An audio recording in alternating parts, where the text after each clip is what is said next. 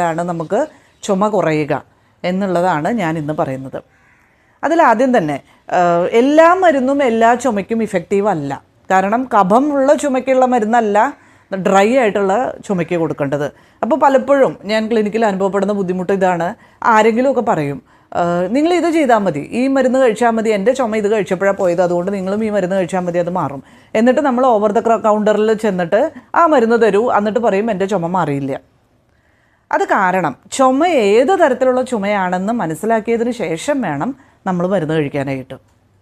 ഇതിൽ ആദ്യം തന്നെ പ്രൊഡക്റ്റീവ് കഫ്, അതായത് കഫത്തോട് കൂടിയുള്ള ചുമ, ഇത് മിക്കവാറും നമുക്ക് എന്തെങ്കിലും ചെസ്റ്റ് ഇൻഫെക്ഷനോട് ബന്ധപ്പെട്ടായിരിക്കും ഉണ്ടാവുക. ഈ അവസ്ഥയിൽ നമ്മൾ എന്തെങ്കിലും മരുന്നൊക്കെ കഴിച്ചിട്ട് എൻ്റെ ചുമ മാറിയില്ല, ചുമ കൂടി ആയുർവേദ മരുന്നൊക്കെ കഴിച്ച് ചുമ കൂടി അതിപ്പോൾ ന്യൂമോണിയായി മാറി. ഇതെപ്പോഴും നമ്മൾ ശ്രദ്ധിക്കേണ്ട ഒരു കാര്യമാണ്. കാരണം ഈ ഇൻഫെക്ഷൻ